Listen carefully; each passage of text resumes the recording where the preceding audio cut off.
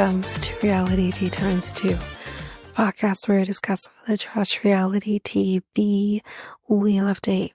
I am Tanika, and today we are going to be discussing Love in Paradise. But before we do, let's do some hot goss. So, the first piece, Alexa and Brennan. Now this is more of a, I can't believe they're really doing this. Alexa and Brennan, they're preparing for the baby coming. I feel she's been pregnant forever. And they ended up celebrating their baby to be at a, wait for it, Bridgerton-inspired baby shower. Now listen, I am a fan of Bridgerton like the rest of us. Okay? I love it. I love Bridgerton. I literally talked about doing Bridgerton, watching Bridgerton in previous episode. So I think I did.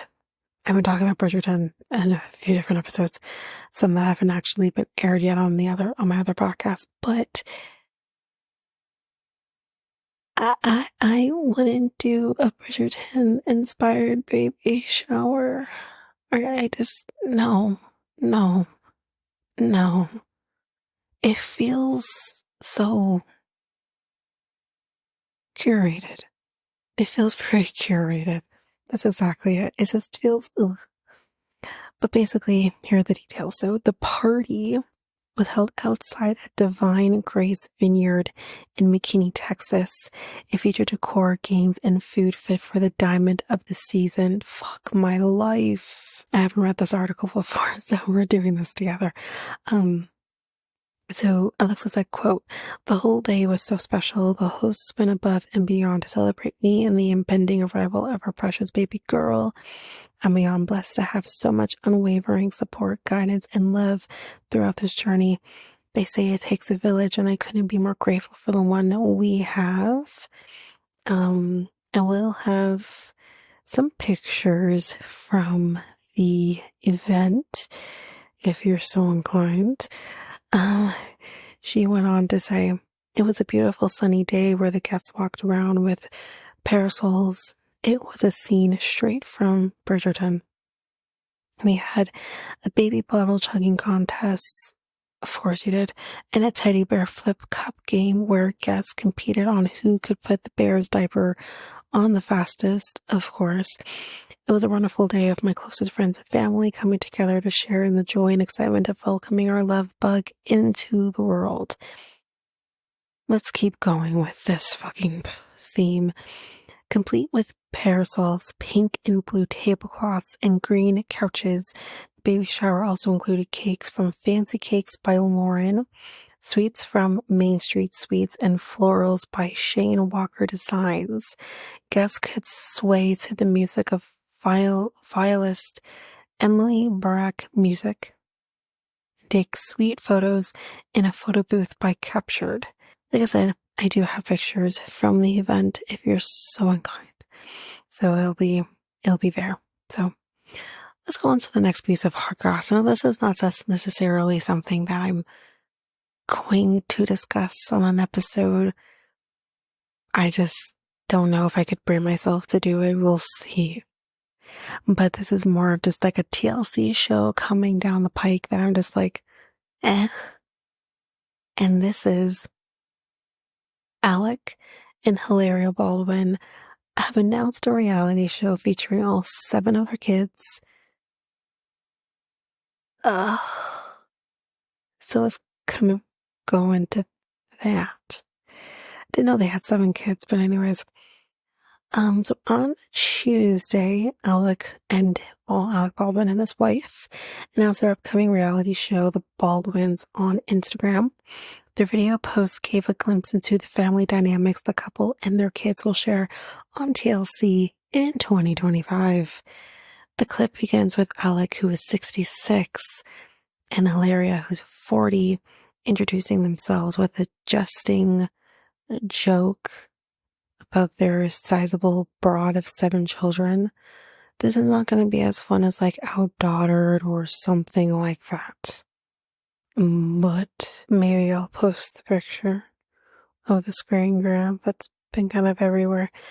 We shall see. But yeah, I think it's in the video where they say we have an announcement to make, which was made by his wife. And I think he like says like he's looking alarmed, and Alex responded, "Good God, no," which prompted Hilaria to playfully reassure him, "No, definitely not. We're done having kids." You think? You've 7 of them. Jesus. Yeah, the Instagram reel then shows the busy bunch in action running around at home and posing with their parents for a family photo. So, yay. If you're curious and you know nothing about it like me, the Mullins share 7 children. Ilaria, Catalina, Irina, who's 19 months old, Maria Lucia Victoria, fuck you, who's 3, Eduardo Udo Pau Lucas, who's 3, Romeo Alejandro David, who's 5, Leonardo Angel Charles, who's 7, Raphael Thomas, who's 8, and Carmen Gabriela, who is 10. And he also has a 28-year-old with his wife, Kim, or his ex-wife, Kim Basinger, which I remember the name anyway. Yeah, so that's what they're basically going to be doing. Yeah. Gonna inviting you to our home with experience, the ups and downs, the good, the bad, the wild, and the crazy. Y'all have nannies. Okay, this is gonna be a 1 season and done, I'm telling you. Anyways, that's basically that.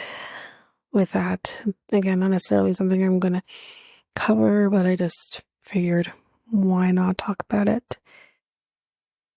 So basically it for now. I will have some more. I just have to kind of go through those articles a little more in depth to see if there's anything worth talking about before I step into it.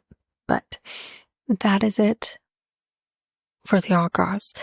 Well, let's just jump into the reason that we are here. Love in Paradise Season 4, Episode 7, Sun's Out, Buns Out. So we're with Madeline and Luke first. And I wrote, what the fuck is he wearing? And I'm like, I'm pretty sure that Mike, the situation, has a shirt just like that. Pretty sure he does. And again, if you watch Jersey Family Vacation, or whatever they call it these days, Jersey Family Vacation, if you watch that and you've seen, he's worn the shirt twice now on 2 different seasons. If you remember, if you're a fan, if you watched the show, and I'm going to pinpoint, it's easy for me to pinpoint this, when Vinny was on Dancing with the Stars and Mike and Polly were then allowed to go see him dance in person. If y'all remember the shirt that he wore, Mike the situation, wore during the taping of that and him being there, that is the shirt that this one looked like. Like, what is happening? But she hates it too, so he wasn't get another shirt, and this shirt was worse than the first. It looked like a goddamn tablecloth. And she says, "You look like my grandpa." That's actually a good one. Anyway, 3rd time is the charm, because this one is a lot better for her, and we are on our way.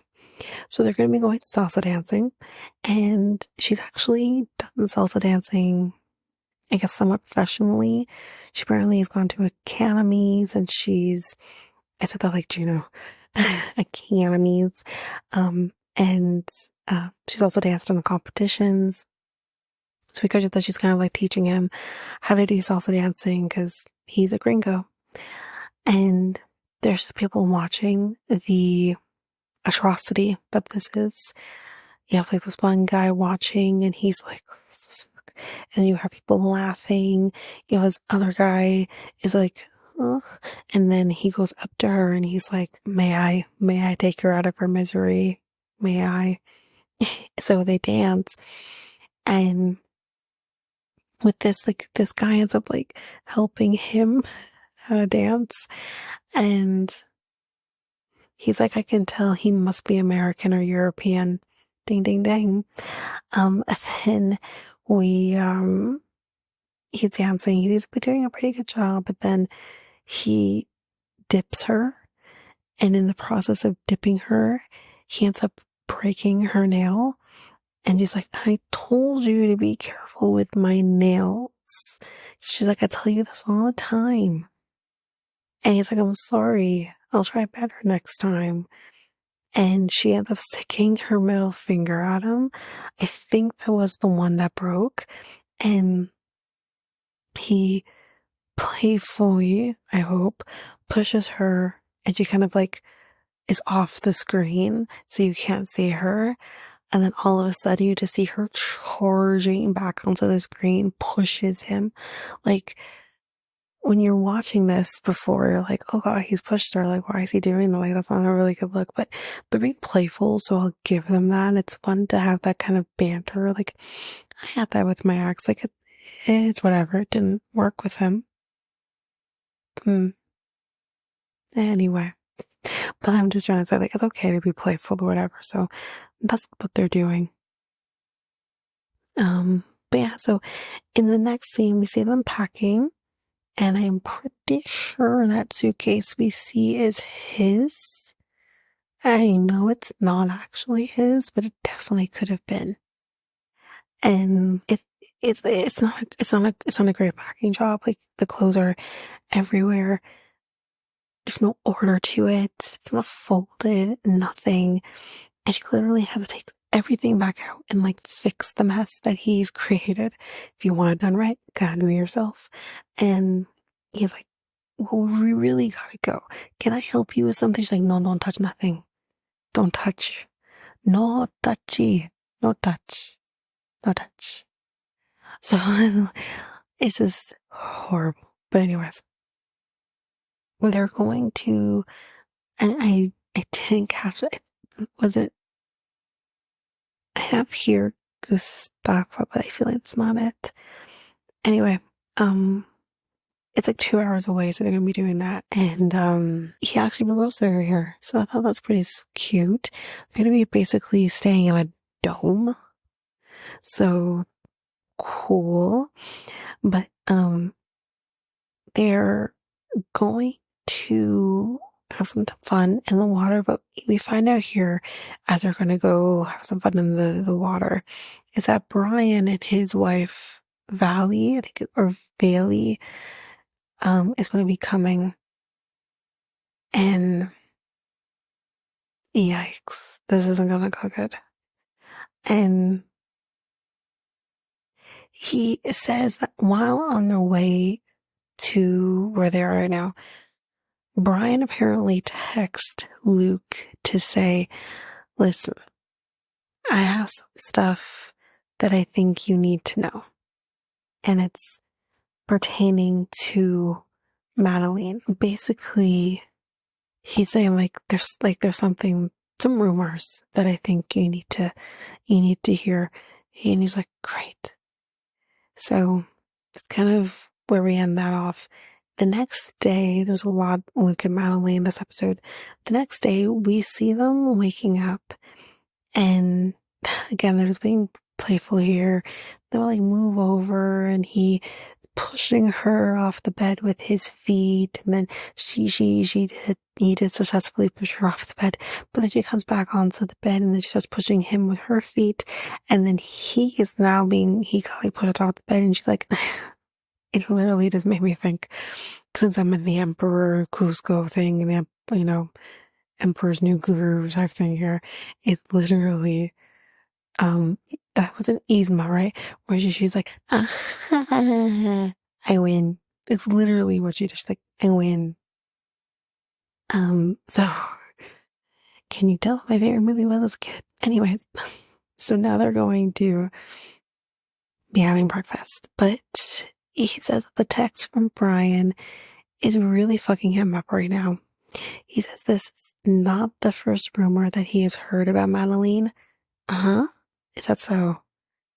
And he says that so he says there is something else that he said before we did the in the moment, but I'll get to it after. In the moment, he's like, there was this rumor that she had hooked up with another guy, And she denied it, said it didn't happen, and he kind of just let it go. But yeah, I think like she put something on his face at one point before that in the moment, put something on his face, and he's like, "Oh, you're such a teenager." Sir, sir, she is a teenager. She's 19 years old. That constitutes a teenager. Last I checked, the definition of teenager is between the ages of 13 and 19. Okay, 13, 14, 15, 16, 17. See where I'm going with this? Like, teen. She's a teen. And guess what? She's going to act like a teen until she's at least in her mid-20s, if not, maybe even a little later. Because this generation, I don't even know. But like, she's a kid. She's a kid. And you're out here being like, you're acting like a teenager because, sir. Anyways, so he then asks her, so are you excited to see Brian and Valley and Valley? And she's like, well, Valley, yes. Brian, no. He's like, well, why? Sir, really stupid doesn't look good on you because you literally, oh, this is going to get really great, guys. Because he's like, well, why? Well, let's see. Maybe because he's the reason you brought up the prenup conversation. I don't know. Just a guess. Like, what? And she's like, yeah, I'm gonna confront him and ask him, why is he getting involved in my relationship? And he's like, listen, I just want to have a good day. I just want to be good. You know, I just wanted to say my point. You know, and he's talking about bringing up the prenup. That was his point. And she says, it wasn't yours. It was his. And she says, he told you to say it. And this motherfucker is like, no, he didn't. What the fuck? What the fuck? Am I being gaslit? What is happening? He's gaslighting not only her, but the fucking audience. Like, are you kidding me? And he's like, no, I didn't. What? And she's like, okay, if you remember when the prenup conversation happened, he literally said, well, Brian told me. Okay, we remember that. We talked about it with Ava last week. He literally said, well, Brian told me. That's what he said. Right? Am I crazy? Because she says, he says that, he just mentioned it. I didn't bring it up because he told me. Yes, you fucking did. Now, maybe prenup crossed your mind at some point, but y'all been engaged now for, I think it's been less than a year, like 6 months or something like that. Y'all been engaged for a minute. Okay. And now once the prenup conversation come up prior to Brian opening up his big fucking mouth and saying something. And you want to sit here and be like, he didn't tell me. Yes, he fucking did. You were too stupid to come up with the bot on your own. Meanwhile, you're out. First of all, if anyone needs a fucking prenup, it's her. Because it's just like, my guy is cashing out his 401k, spending half of said 401k on a sunglasses line, which I'm pretty sure I heard is no longer in business anymore. And he's apparently an author now too, which is probably self-published, for fuck's sakes. And he says, like, you know what I mean? He's the unpredictable one in this relationship when all she wants is to have her beauty shop and live her life. You know what I mean? And he wants it. The actual fuck. And he wants to be like, well, Brian didn't tell me. Yes, he did. Because you can't think for yourself. You need fucking Brian to tell you something. I want to know Brian has a prenup. You know what I mean? Like, I don't have anything against doing a prenup. I think you should. But don't sit here and be like, well, Brian didn't tell me that. Yes, he did. Jesus. Anyway, he says, this convo was always going to happen. When, where, what, how, when, why, what? Because to me, it feels like this conversation was never going to happen if it wasn't for Brian bringing it up. Like, this fucking guy. Anyways, and he's like, I will continue to sacrifice for you. Don't think that I won't. And she's like, this relationship is a sacrifice to you. Now, that's a stretch. That is a stretch because all relationships, maybe sacrifice is the wrong word to use. I know people like to use the word sacrifice. My ex did too. It's not a great word to use because you should never have to sacrifice anything. Sacrifice the things you want to do, sacrifice yourself, sacrifice your morals, sacrifice any of those things you shouldn't have to. Compromise, though, is definitely a thing that can happen and it should happen.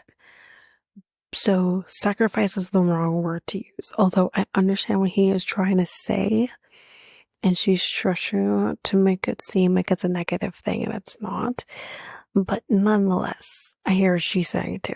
And he says, I sold everything to buy an apartment here, and that's her problem, Hauser.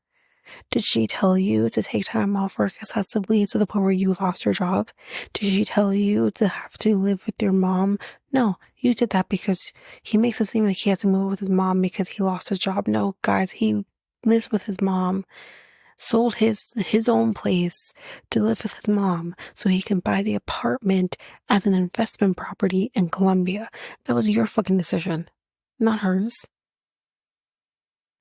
Did she tell you to cash out your 401k and spend half of it on a sunglasses line? No, that was you. You didn't even run that by her. You didn't, you know what I mean? Don't sit here and be like, well, I did this, this, and this for the betterment of our relationship when it's not a betterment of your relationship. It's a selfish act on your part. And you want to call those sacrifices? Those are not sacrifices for the relationship. That's selfish acts for you and you to move forward in life. That has nothing to do with her and your relationship with her. I hate guys like this. I hate none of just guys. People like this who have this sanctimonious attitude and this holier than thou attitude in life. And it's like, you make those decisions. I mean, we all slip up and have these moments, and I've had that with my boyfriend too. And I've literally had to say, no, no, no, no, no. You didn't do that for me. You did it for you. And don't turn it back around and make it seem like I told you to do this or I asked you to do this or any of that. No, no, no, no. You did it. And he literally will have to check himself and be like, no, you're right. You're right. And it doesn't happen often. But this fucking guy is trying to pull the wool over her and be like, well, I knew this to better. That's nothing to do with her. That's the reason why you want to have a prenup, because you want to protect your investment. But again, as we kind of learn with the post-nup situation, it is something that happened prior to the wedding. What is her property is her property. What's yours is yours. And then whatever you acquire during your relationship is whatever. And I mean, without a prenup, those things aren't protected, but nonetheless, I personally think if he words this better, because he makes this prenup sound like it's all about me, and protecting me, but he's not saying this can also protect her. I think a prenup is 1000% the way to go to not only protect him, but protect her and her business. Because if her business does end up being successful, he's an investor. He has every right to ask for his money back in a divorce or ask for a percentage of that, of the earnings from that business, whether it's 50% or whatnot. But it could even be, I don't know. I'm not a lawyer, even though I work with lawyers. We don't deal with family law, which would be a part of family law. I don't know how it works when you are a married couple and also an investor. in your partner's business. So I'm not sure what the percentages would look like. That could protect her. And if you were to word that to her in that way, to say, listen, this doesn't just protect me, protects you too, and protects our assets, our investments. So his asset being the apartment, her asset being the BRD shop, you know what I mean?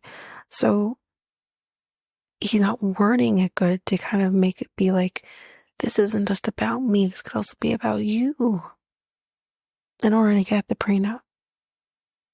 And he should want her to do that, and he's not. But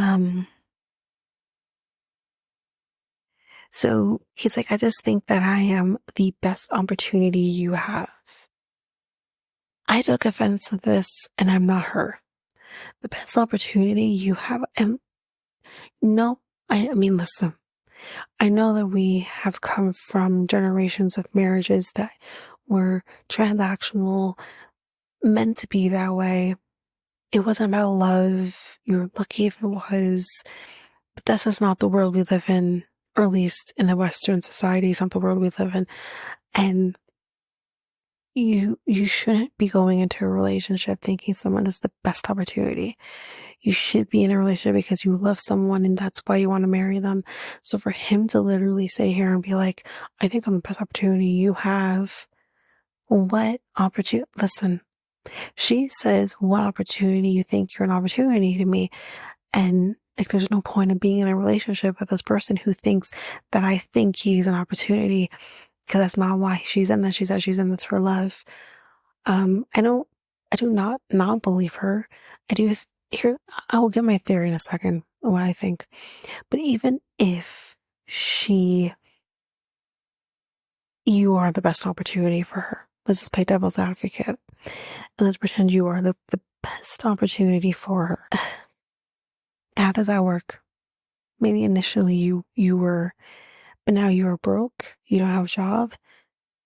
The little bit of money that you now have is from a 401k that you've cashed out that you may or may not have paid penalties on. And that's kind of like, you're not the greatest opportunity right now. You know what I mean? If we were to play devil's advocate here and say that. And that kind of goes to the fact of she's still fucking here apparently right now anyways. So, you know what I mean? However, my feeling on this, I do think initially she came into this with the notion of he could be an opportunity. This man is older. He's established. He has work. He can provide for me and then some. And I do believe that maybe initially it was about the money, but I do also then believe that this person, she does love him, I think, and she maybe somewhere around the way fell in love with her mark. It can happen. And yeah, that can happen. So I do believe in a world it's a yes and in the situation. And yeah, I think it's a yes and with them, but we'll see how that goes. We're gonna see Brian and Valley or Bailey or whatever her name is come in, and mainly Brian is gonna stir some shit up. But that is it for Luke and Madeline for this episode. So I know we started just a few minutes ago, or we just started with the couples, but we're gonna take a break here because we only have 3 couples in this episode. We're gonna take a break here, and when we come back, we will do the other 2 couples.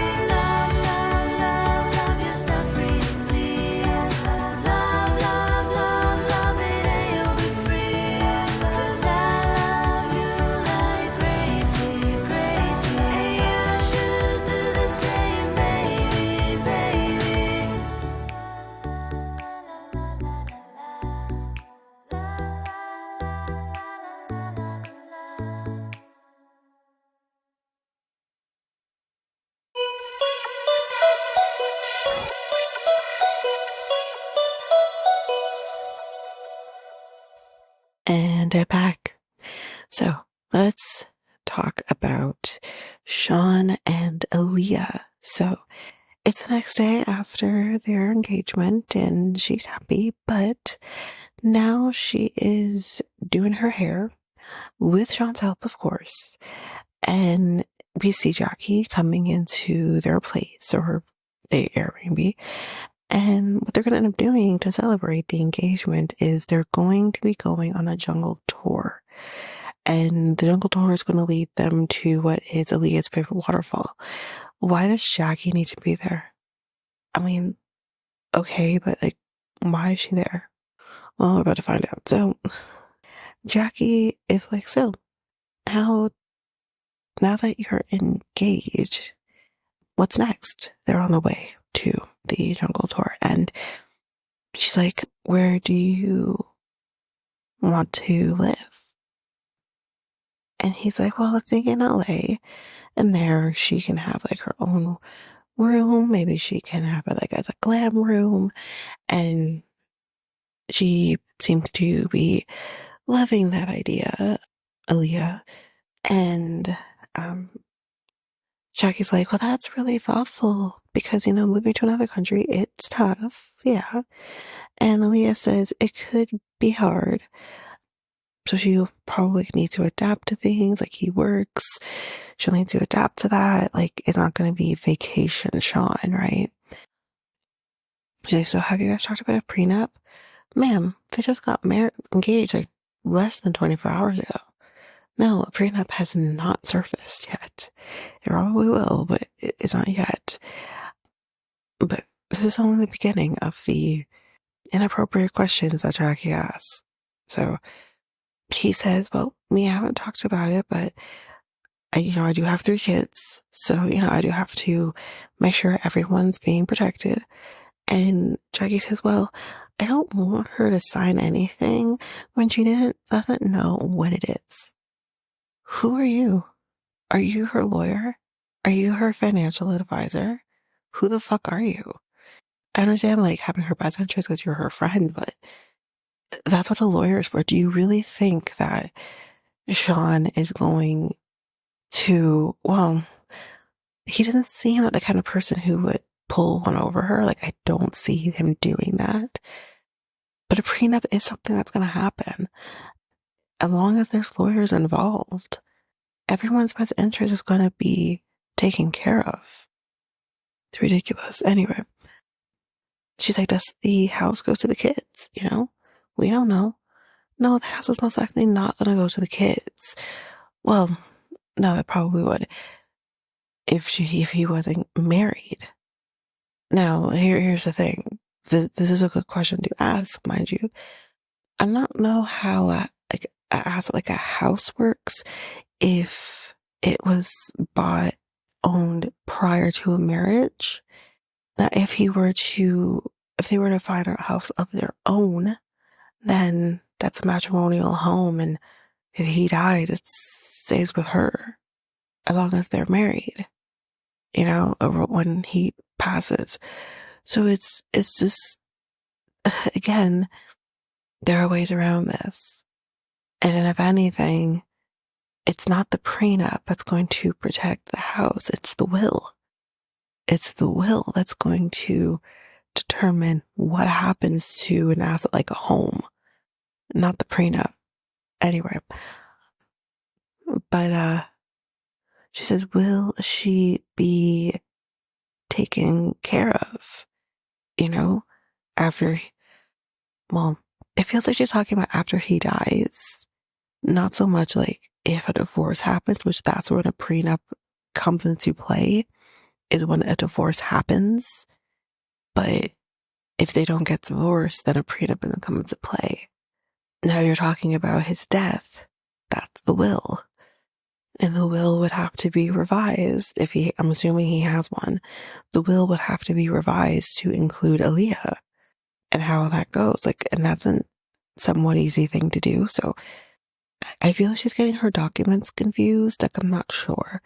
But yeah, she just wants to make sure she's going to be taken care of, which is okay, yeah, I hear you, but it's calm down. But these are things you have to need to talk about, but they just got engaged. Like, what the fuck? It feels weird. It feels very weird. But yeah, she's like, do you have life insurance? What the fuck? What are you, what is wrong with her? Do you have no fucking filter? Do you have no fucking couth? Do you have no fucking class? You're just gonna ask a person who you barely know. You're friends with him, I mean, you are friends with him, but you're friends with her. And like, I don't understand what is going on here.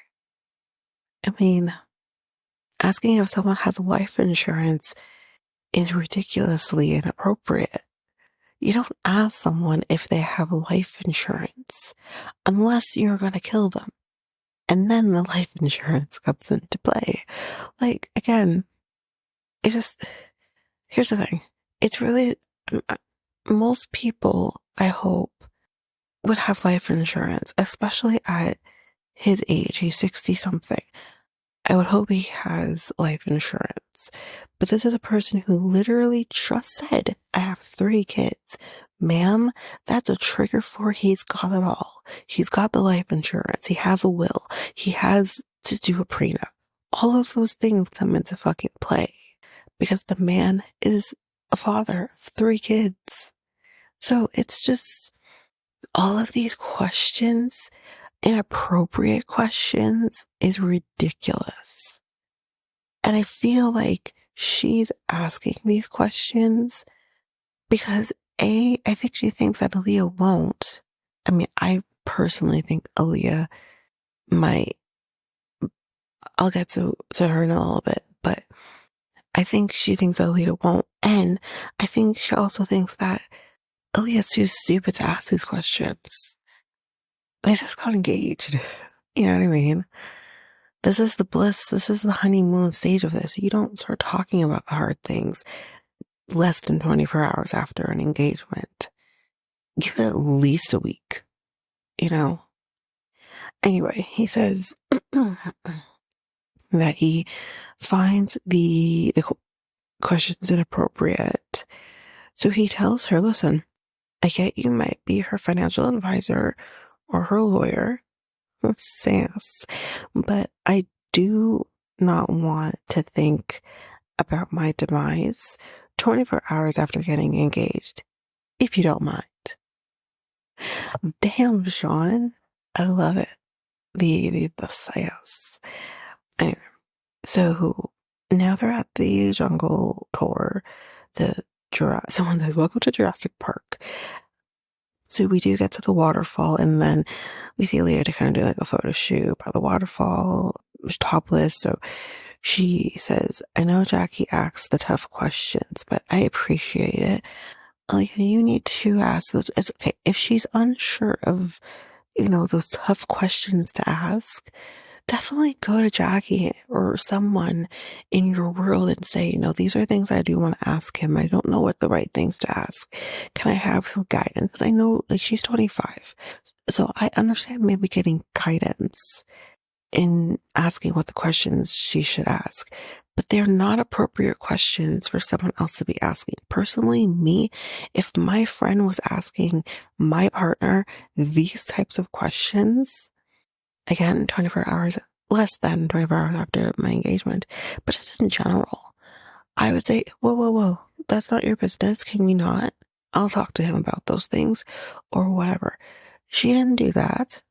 And this is why I feel either A, this is producer driven, which is partially probably the thing, and B, Aaliyah wants this to happen. I feel like there was this like thing that happened behind the scenes where Aaliyah's like, yeah, go talk to him about these things. I don't know, things as or whatever. And that's not cool. Don't do that. Like, you need to speak up for yourself. So, like, yeah, it wasn't great. And she's like, I need to be like her. Well, figure it out. You're about to be someone's wife. So figure it out. Ask the questions. Because trust me, the tough questions don't stop at being asked just because you get married. They continue. Sometimes even worse than these questions, these are easy questions in comparison to what can come up. So I don't know. But then Sean does bring up the questions kind of like in again, sassy kind of way. And he's like, listen, I get you're looking out for her, but Aaliyah should be asking me these questions. Yes, she should be. Problem is though, which I'm going to say it again. Sean is engaged to a 25-year-old. There's 44 years between them, and roughly, and they're light years away from each other. Like, I mean, at 25, would have thought that I would know the types of questions to ask or the type of things that you should do or whatever. But Aaliyah is also still figuring herself out. And I think that she says she has the confidence to, to be herself in the way that she wasn't able to before, which I definitely understand. But I also have to think about the fact, like, she's still figuring herself out. She's still, maybe, again, having confidence. Your confidence can be different with your partner than with other people. So I tend to understand that it can be a good confidence. It can be, you know, maybe a confidence that needs improvement. And maybe for her, the confidence needs improvement. But when I also got to think back to when he said to her, I miss the shy, timid, scared sides of Douglas, that could also hold her back from being more assertive with him. And maybe that's part of the problem. But then you need to have a conversation with him to say, listen, I didn't like that you said that. I feel like that set me back a little bit. Or just maybe in general, things are feeling like you've been set back or whatever. And have that conversation with him. But yes, Aaliyah is the one that needs to have these conversations with him, not Jackie, not someone else. These conversations should be happening between them. And I am perfectly fine with her going to someone and saying, help, I need somebody, help, and help her with figuring out which questions she should be asking. But then that conversation should be happening between Aaliyah and Sean. Aaliyah does say that so her biggest fear is leaving her life, starting a new one, and then also being controlled by somebody. And in this case, Sean. So when you first hear this, you're like, wait a minute, is Sean like a controlling personality? And you're thinking like, well, he is older with a younger person. Maybe that there's an element of that control because of that. And you're thinking that, you're honestly thinking that, like, is there some truth to what she is saying? And that is problematic for sure. But no, that's not quite what's going on here. And I believe both of them in the sense of she doesn't want to be controlled by somebody, but I believe him when he says, I don't control you. So this is what he says to us. He says, she continues on my side, sorry, you have the control over everything. And she means, again, you think, what? But what she's talking about here is that I'll be on your turf. You'll have control in that. It's your money. You'll have control in that. Like, I'm not going to have something that's mine that I can control necessarily. I mean, once he does this adjustment of status, then you should be able to work. So, you're young, like you're going to need to work. And he says, I always listen to you and what you need. If there's something you don't like, we adjust, and I take what you need and what you want into every consideration. And he's like, have I ever said like your opinion doesn't matter or what you want doesn't matter or what any of those things, I'm going to do what I want to do or whatever it is. It's like, have I ever said that to you? And she says no. So where is this coming from? Listen, he he finishes this up by saying, I feel like you are creating the fear. You're creating this. I think it's even more than that. I think she is projecting the fear that she has of being controlled by her grandparents in all things when it comes to how she can move through life, what she can do, schooling that she may have to do, and I'm talking generally. And then, and with definitely respects to her, what sexual orientation she should be, I'm sure was controlled. Her gender was controlled by her grandparents. And I think she equates the two as that. And I think she's just projecting that fear onto him. Now, the other part of it is that Sean is probably around the age of her grandparents. Yikes. But they're probably around the age of her grandparents. He's, what, 60 something? I can't remember exactly how old he is. But he's roughly around the same age as her grandparents. Right? He's definitely older than her mother. Definitely. Right? So he's probably around the age of her grandparents. And I do wonder if she equates, well, he's at the age of my grandparents. He's also struggled with me transitioning and letting Douglas go, that maybe he's going to try to control me in, if not the same, similar ways of my grandparents. And that's a trigger for her, which I don't disagree that those things could be triggers for her, but just because one thing is one way doesn't mean the other thing is the other way. You know, it's the same way, should I? Like the two don't go together. And if all through their relationship, from when she was still Douglas to now, if he hasn't controlled you or shown control, I think we can be confident in the fact that he's not going to start when you're in the States. Now everything changes, right? Everyone can can hide their true colors until the last minute. I'm not saying that that can't happen. Of course it can. People play long games when it comes to manipulation, control, abuse. But I just don't see Sean being that. And, and again, like, I feel like, I don't know, hopefully, like, it's not that. And it's just more of her creating / projecting her fear onto Sean. So, hopefully. Yeah, so, yeah, so and she does bring up the fact, like, living with her grandparents, she wasn't able to be herself and everything. So I do feel like it's just a mixture of the fear of her grandparents, which I get.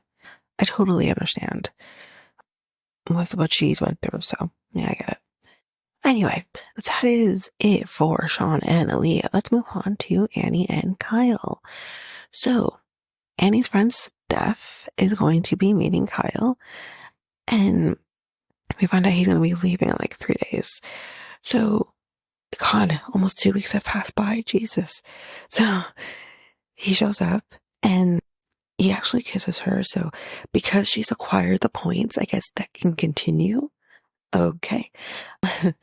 So he's like, so you're from Germany? 2 Germans. Cool. Do you know I have a kid in Germany? What the fuck? Kyle. Like, it's just, he can't help himself than to talk about the fact that I fuck women and get them pregnant for a living, or for a hobby, technically. Like, he can't fucking help himself. It's cringy. It's so cringy. He just can't help it. And he's like, you know what I do, right? She told you. She definitely told you. I know she had to tell you. Of course she did. And of course Steph does know.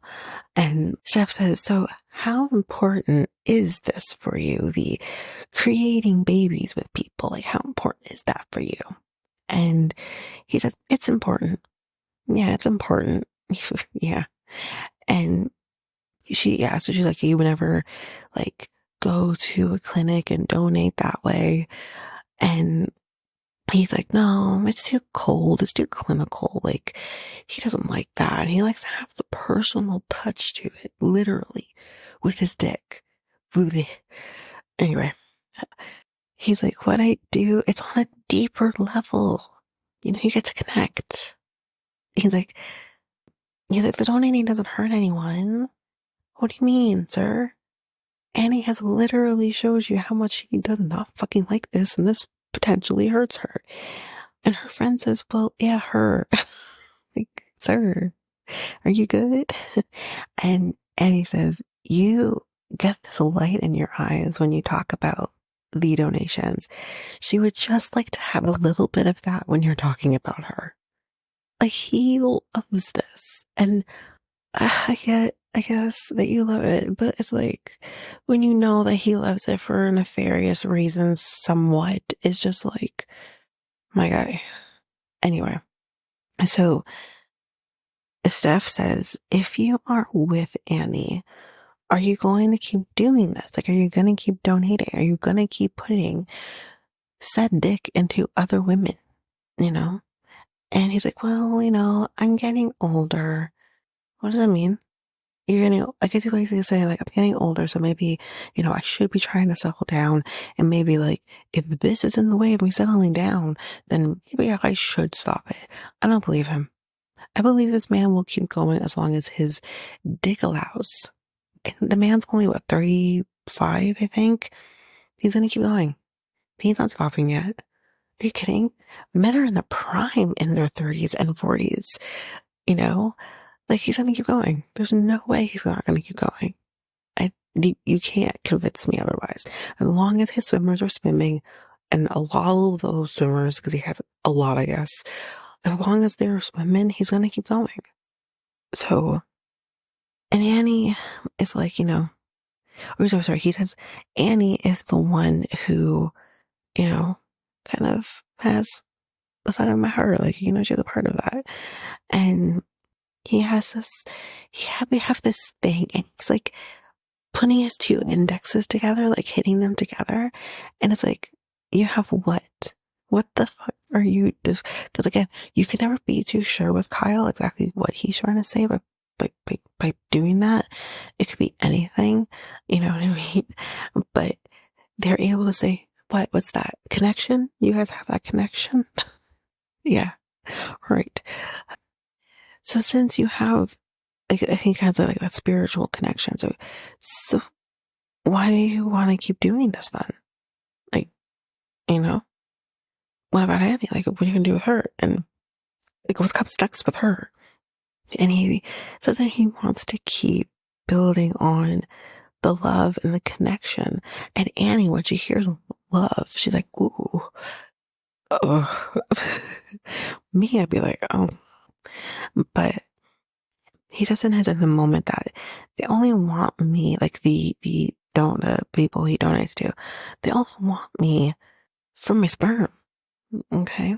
They only want me for a baby. Annie, she wants me for so much more. I want to say we're having a breakthrough, but I don't trust Kyle. So it's really hard for me to be like, are you making progress? I don't know. But then Steph says, I think you guys work well together. No, Steph, no. Because again, I'm not so much worried about Kyle hearing something like that. I'm worried about Annie. Because it's because of what Steph says here that we go elsewhere with Annie and Kyle a little later. She's like, well, because Steph said like this, like, that's no. Yeah, so she said you guys look well together. And he's like, do we look like a sexy couple? No, Kyle. Not when you're in the fucking equation. It's awkward. It is. I'm sorry. And yeah, so he's like, yeah, so let's like kiss because that's what we do. And I'm like, you've only been kissing for like 2 days and you've been there for 2 weeks. I mean, I don't know the exact timeline here because he's leaving in three days. So it's like, I know he was supposed to be there for 2 weeks. So I don't understand the time lapses at the moment, but it's like, y'all don't just like started kissing. But anyway. And then Annie, because of all of this, is like, maybe there is something here. And it's like, no, or not, Oh, anyway. So we're going back to his Airbnb and he has like everything everywhere. There's empty bottles just left on the counter. There's the clothes in the in the cupboard that we saw him just throw there, we see garbage bins on top of tables that are full. There's just shit everywhere. This man lives like a fucking sloth. And she comes in and she's like, what the fuck? She's like, why aren't your clothes on the hangers? And he's like, well, I mean, they're gonna go back in the bag anyway, so who cares? You know? No, it's called having some respect for yourself. Again, I'm gonna I'm gonna use this because he was a Dr. Phil. So I'm gonna use Dr. Phil analogy here for a second. The state of how you live shows the state of your mind, Kyle. And everything needs to be cleaned up. All of it. You know, have you tried BetterHelp? I'm just saying. Like, oh man. So like, yes, let's go to the couch. And, she's like, let's get out the lights and like dim in a certain way because it feels so clinical in here. It just hit me how interesting that verbiage is when it's Kyle. Anyway, so yeah, she says it feels clinical in here. And he's like, yeah, okay. And yeah, so they go to the couch and he goes upstairs. She's like, yeah, I'm cold. You should always ask me if I'm cold. Why? Why? I didn't realize that you have to, when you're quote unquote dating, ask someone if they're cold. Why? Anyway, she says, yeah, this is just her way of trying to get some of his clothes, which is, in a normal circumstance, I have no issue with. In this circumstance, I've got issue with. But he does go and get a sweater for her, and she puts on the sweater. And here's the problem I have with the sweater. When has it been washed? And she's putting it on her body. Look at the way this man lives. When is the last time his clothes have seen a washing machine with detergent? I really don't know. I'm a little concerned. That's all I'm saying. I'm just, I don't know. Don't know about that. I mean, maybe there's a washing machine in this Airbnb, but it looks like we've seen all of it. I don't know. So it's just, okay. Anyway, because again, I'm sorry, I'm still on this. This is the same person who went to their first date at a restaurant wearing the same clothes he traveled in, which means he didn't fucking shower. Like, I don't care how much sperm you have in your balls, sir. Can you please keep them clean? That would be nice. You know what I mean? So, I mean, I don't know how I would feel about wearing a sweater of his when that is the state of which he carries himself. Like, he needs to have been, like, obviously showering since, I hope. But it's just, I don't know, man. Anyway. So, yeah. So, he has enough to get close to you. And she's like, okay, yeah, let's move these pillows though, because of how we're sitting, it's uncomfortable for me. I don't feel comfortable like this. It's just so awkward. Like how they're not natural. Like, yeah, sometimes you might be a little uncomfortable and have to adjust, but it's just so awkward with them for some reason. Anyway, she's like, yeah, this feels like we're a real couple. And okay. And she's like, yeah, because we're sitting on the couch and not making a baby. Not that you don't want to. Okay, anyways, let's move on. So she's like, I just don't get why you have never been in a relationship before. Ma'am, because he is literally not really looking for it. It seems, I mean, maybe he has tried looking for it and it just hasn't worked because he has said he's been in relationships to a degree that just didn't get to go off the ground because they can't handle the donations. But this is a man who started this process because he wanted to get laid. There's no other, because again, when I heard that he wasn't asking for money for these donations, I'm like, then what's your end goal here? What's the end game for why you're doing this? Because traveling around the world isn't free. So what's the reason why you're doing this? For the thrill. That's why. And you can't charge someone for it, for that, right? Because it feels then like it's sex work, which is nothing wrong with sex work, but I can see that he's the kind of person who doesn't want to be equated with sex work. But it's just, technically it's sex work. It's free, you know? So I don't know. Anyway. So yeah, she's like, I just don't get why you're never been in a relationship. And he says, well, I was waiting for you. And she's like, no, no, no, no, no, no. I don't need to hear the frills and the thrills and all of that. Like, don't tell me that. Don't tell me what you think I want to hear. I just want to know why. That's it. Which, yeah. And he's like, well, I did try. And he says something about people not like wanting to make kids when he was younger, which he started this when he was 22. So most of the people in your age range are not looking to try and have kids at that point, right? I mean, no, not even me. Not even me. We didn't start trying with me and my ex until after the age of 22. But, like most people aren't looking for that. And so it was weird, but he says that,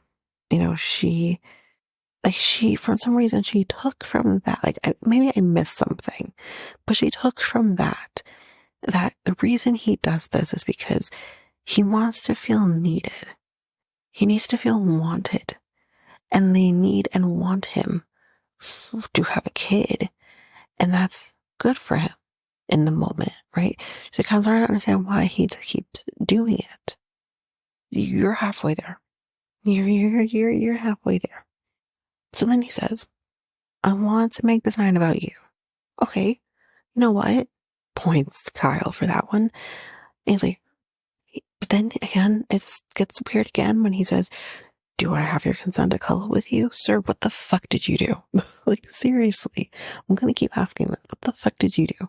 That you need to continuously keep asking for consent? Like, on the one hand, thank you for asking for consent. Definitely. Thank you for asking for the consent. But it's constantly asking for the consent on the one hand, and you're not just picking up on the consent, because there can be nonverbal consent, but it's just like you keep asking. So I'm confused. Like, what did you do? Because seriously, like, I'm all about consent, but it's just like, again, there is this non-verbal consent. It's how you respond to certain things in certain situations. If you have yourself in such a way and she cuddles into you, there's your consent. That's one thing. If she kisses you back, that's non-verbal consent. If she's going to go to the bed with you and it can naturally get to something, and as long as she's not saying no, or her body is at least showing that yes, she wants to do whatever, that's the nonverbal consent. It's the fact that he keeps like asking, do I have your consent? It's something's up. What did you do? Anyway. And she's like, well, I'll choose that spontaneously. Like, I don't want to just be like, sure, let's cuddle. And then we were awkwardly cuddling because duh. And he's like, okay, so let's move to the bed then. And everything is our cuddling there. Listen, that's how it started with my man when we first met, literally, when we first met. The making out turned to the bed, turned to, yeah, shit happens. And clearly, that's what's going to happen with them because we do know they have sex. It does happen. So yeah, they move to the bed, but she's feeling like she doesn't necessarily want to stay the night with him.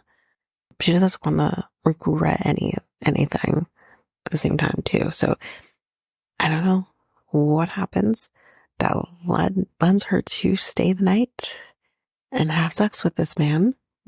But I guess we'll find out in the next episode, because that is it for Annie and Kyle. So next time on, Elliot and Sean have not had sex since he's been in Brazil, which is why. That's weird. Now, is it just because it just hasn't happened, or is he not physically sexually attracted to her now that she's transitioned? I hope it's not that. But then we do also find out that they are in an open relationship that Sean has initiated. an open relationship that Aaliyah maybe doesn't want to be in anymore. Interesting. Adriano and Alex are back, and Adriano wants to go to dinner with some of these women that he saw on the beach. And I was like, shut the fuck up. I shouldn't say that, but I said that. Anyways. And then Brian and Valley are here to stir shit up. And the rumor that he has to tell is an interesting one. And we'll see how that turns out. But Luke looks pissed. But yeah, that is it for 90 Day Love in Paradise for this week. So if you like what you heard, please rate, review the podcast on either Apple Podcasts or Spotify. Also, don't forget that you can also share us with everyone in your life if you really love this. And I do want to read those reviews. I'm definitely getting 5-star ratings, but I want to read those reviews.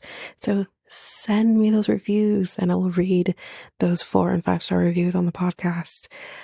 Also, we're on every one of your favorite podcast apps, every one of them, including you can find us on YouTube at Reality Tea Times 2.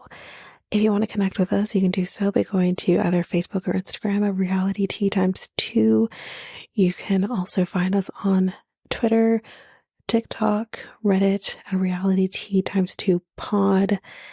We also have our email, which is at realityteatimes2 at hotmail.com. Definitely want to hear from you guys.